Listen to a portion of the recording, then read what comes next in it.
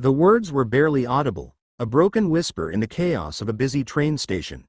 People rushed past, their footsteps echoing, their eyes fixed on phones or briefcases, too absorbed in their own worlds to notice. But he noticed. Ethan Reynolds, a man known in business circles as a sharp, untouchable millionaire, stopped dead in his tracks. His assistant had already moved ahead, waving impatiently for him to keep pace. Yet Ethan stood still, his gaze locking onto the young girl slumped near the edge of a cold, metal bench. Her face was pale, her breathing shallow, and her small hands trembled as though every ounce of strength had drained from her body. She couldn't have been more than 19. For a man used to boardrooms, numbers, and glass towers scraping the sky, moments like this weren't supposed to matter. He built his empire on logic, efficiency, and profit. But something in the girl's fragile voice cracked through the armor he wore every day. Without hesitation, he walked toward her. "Are you all right?" Ethan crouched beside her, loosening his tie. His usually commanding tone softened, unfamiliar even to himself. The girl looked up, her eyes glassy. I don't feel good," she whispered, clutching her stomach. People streamed around them, muttering complaints about the delay of the next train, not one of them stopping. Ethan glanced at his assistant, who shrugged, muttering under his breath, "Sir, we're late for the meeting." "Let's just call an ambulance," Ethan snapped, sharper than intended. "Now." His assistant blinked in shock. Ethan Reynolds didn't waste time on strangers, not ever. But today, he did. As minutes stretched like hours, Ethan stayed by her side. Her skin felt clammy, and when he pressed the back of his hand to her forehead, heat radiated. "What's your name?" he asked gently. "Lila," she breathed. Her lips trembled as though even speaking cost her energy. "You're going to be all right, Lila, just stay with me." Her eyes fluttered, and for a terrifying second, Ethan thought she'd lose consciousness. He tapped her cheek lightly. "Hey, don't close your eyes. Look at me." The ambulance siren cut through the city's noise, growing louder until paramedics rushed in. Ethan stood aside only enough to let them through but refused to leave. "Family?" one paramedic asked briskly. "No," Ethan admitted, "but I'll go with her." The assistant tugged at his sleeve again, whispering, "Sir, the investors." Ethan pulled away. "Cancel it. This is more important." For the first time in years, business didn't matter, not when a life trembled in his hands. The ride to the hospital was tense. Machines beeped, oxygen hissed, and Lila's breaths came shallow and broken. Ethan sat opposite, hands clenched so tightly his knuckles whitened. He didn't understand why he felt this way. He'd seen employees collapse from exhaustion before. He'd read reports of charity cases. But never had it pulled at him like this. Maybe it was her voice. Maybe it was the way she said, "Sir, I feel so weak," not demanding help, but surrendering with the quiet honesty of someone who had carried pain far too long. At the hospital, doctors rushed her into emergency care. Ethan paced the sterile hallway, his tailored shoes clicking against linoleum. Hours bled together. His assistant eventually gave up waiting and left, but Ethan stayed. Finally, a doctor emerged. "She's stable for now. Severe malnutrition and untreated infection. How long has she been without care?"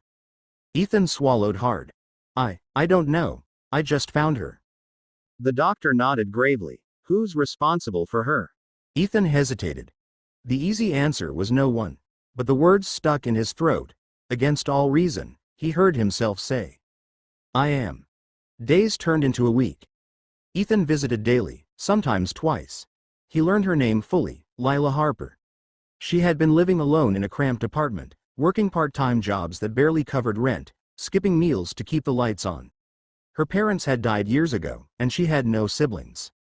She didn't want pity. Even in her weakness, she tried to smile, insisting she'd be fine once she got back to work. Ethan didn't believe her. One afternoon, while she nibbled at hospital oatmeal, she looked at him curiously. "Why are you doing this for me? You don't even know me." Ethan leaned back, hands in his pockets. He wanted to say something profound, something about humanity and compassion. But the truth was simpler. "Because I heard you," he said quietly, "and no one else did." Her eyes shimmered with tears, and she quickly looked down, embarrassed. When she was discharged, Ethan insisted on driving her home. The moment they stepped into her apartment, he froze. The walls were cracked, the fridge nearly empty, the mattress on the floor threadbare.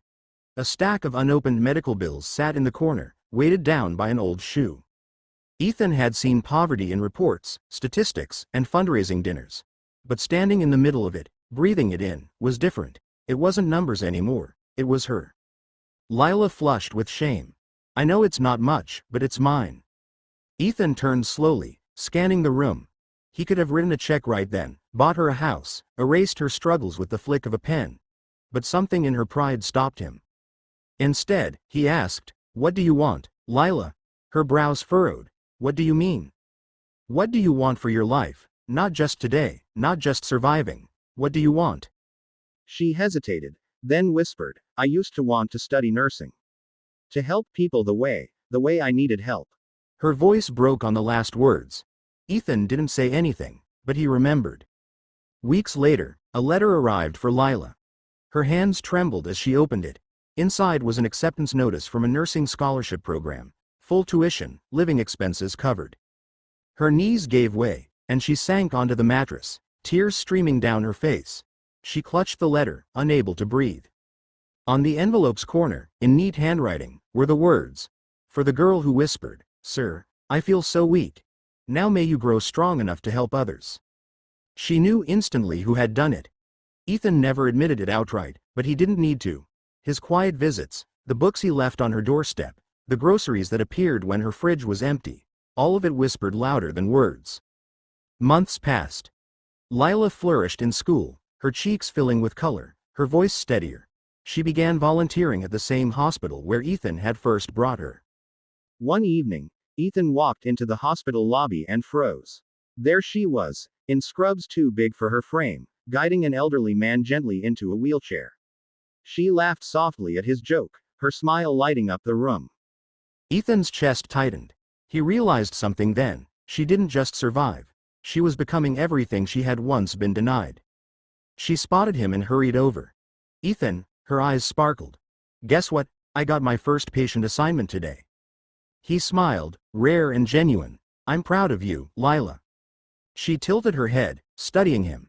"You know, you rescued me that day. But sometimes, I think maybe you were the one who needed rescuing too." The words hit deeper than she could have known. Because for years, Ethan Reynolds had lived in a fortress of wealth, untouchable, unreachable, surrounded by numbers but starved of meaning. And in that whisper, "Sir, I feel so weak," she had cracked the walls around his heart. Years later, Lila Harper stood on a stage, graduating with honors as a registered nurse. The auditorium erupted in applause, but her eyes searched for one face in the crowd. He was there. Not in a front row, not drawing attention, but standing quietly at the back. Ethan Reynolds, the man who had once been too busy for strangers, now clapped the loudest. Their eyes met, and for a brief moment, it was as if time rewound to that train station. Only now, the girl who had whispered weakness stood tall, strong, and radiant. She smiled at him, mouthing, "Thank you."